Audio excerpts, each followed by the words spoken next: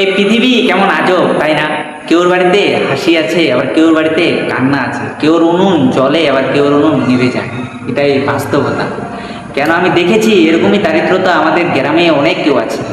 এমনও মা কান্না করতে রাস্তায় পড়ে আছে, আর এমনও মা বাড়িতে প্রচুর সুখে আছে। তাহলে ভাবো সৃষ্টিকর্তা আমাদেরকে কি বানিয়ে দিয়েছে। হ্যাঁ, সৃষ্টিকর্তার জন্য আমরা কিচ্ছু করতে পারলাম না, পারলাম বলো? এর জন্য তোমাকে বলি যে তুমি যেটাই করো না কেন, তোমাকে এখন থেকেই করতে হবে, বুঝছো? দেখো, হসপিটালে বিল মেটাতে গেলেও আমাদের কেউ কাছে জানতে হয়, কেন আমরা পড়াশোনা করিনি। হসপিটালে আমাদের যদি বড় একটা অপারেশন করতে হয়, আমাদের কাছে টাকা থাকবে না, আমাদেরকে সাহায্য আনতে হবে। এটাই বাস্তবতা। তো তাই বলি, উপার্জনের টাকা সব নষ্ট না করে কিছু রেখে দাও। তোমার হয়তো পৃথিবীতে কিছু টাইমের জন্য কাজে আসবে। কেন পৃথিবীর মানুষের কাছে বেশি আশা করবে? মানুষ তোমাকে বেশি আশা করবে ঠিক, মানুষ তোমাকে কিছু দিবে ঠিক, কিন্তু সেটা কীভাবে দেবে জানো? ভিক্ষা হিসাবে দেবে, যে নে ভিক্ষা নিয়ে যা, মন থেকে বলবে সেটাই। তুমি মুখ দিয়ে দেখাবে একটু ভালোবাসা, কিন্তু মানুষের ভালোবাসার ভিতরেই প্রচুর কালো দাগ লুকিয়ে আছে, প্রচুর অহংকারের চিহ্ন লুকিয়ে আছে, সেটা তোমাকে বলবে না। তুমি যখন কোনো একটা ভালো কিছু করবে, তখন তোমাকে প্রতিশোধটা নিয়ে নেবে, যে তুই যে আমার কাছ থেকে এই টাকাটা নিয়ে তোর এটা করেছিলি, এটা তো। তখন তুমি কি বলবে বলো? কিছু বলতে পারবে? কিচ্ছু বলতে পারবে না। তখন তোমাকে মুখ বুঝে সহ্য করতে হবে। এটাই আমাদের গরিবের সিস্টেম। কেন আমরা বাসি ভাত খেয়ে কাজে যেতে পারি, কিন্তু বড়লোকরা পারে না। আমরা লঙ্কা দিয়েও ভাত খেতে পারি, শুটকি মাছ পুড়ি দিয়েও পুরা দিয়েও ভাত খেতে পারি, ঠিক আছে? আমরা বাজারে দামি মাছটা না খেতে পারলেও আমরা কিন্তু কম দামা মাছটা রোজ একটু বেশি করেই খাই। এটাই আমাদের গরিবের সিস্টেম। বাজারে ভালো দামি আলুটা না নিতে পারলেও কম দামে আলুটা হয়তো একটু বেশি নেবো, ব্যাগ ভর্তি করে নেবো, কেন বেশি দিন খাওয়ার জন্য। কিন্তু বড় লোকরা ওরা ওইভাবে খাওয়া দাওয়া খায় না। ওরা সবসময় ভালো কিছু, ফ্রেশ কিছুই কেনে।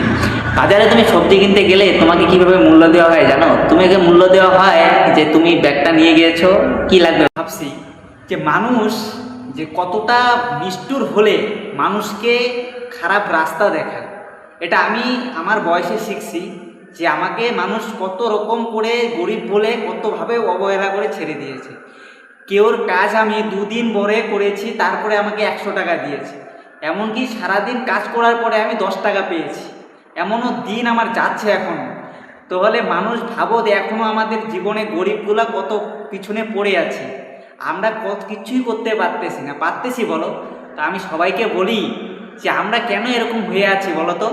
সব হলো মানুষের কারণে। মানুষ একটা এমনই জীব যে ভালোবাসে, কিন্তু হ্যাঁ ভালো তো ঠিকই বাসে, কিন্তু স্বার্থ নিয়ে আমাদেরকে ভালোবাসে, কখনো নিজের স্বার্থে ভালোবাসে না। এটাই সত্যি কথা গো। কেউ আমাদেরকে নিজের ইচ্ছায় ভালোবাসে না। বাবা মা বউ বাচ্চা আত্মীয় স্বজন পাড়া প্রতিবেশী কেউ আমাদেরকে নিজের মতো করে ভালোবাসে না। পুরুষদেরকে তো সত্যিকারে কেউ ভালোবাসে না। আর যেগুলা মেয়ে ছেলে আছে ওদেরকেও ভালোবাসে, হ্যাঁ, কিন্তু বোন তোমাদের পিছনেও ছেলেদের কোনো কারণ থেকেই তোমাদেরকে ভালোবাসে, বুঝছো? সত্যিকারে কেউ ভালোবাসে না গো।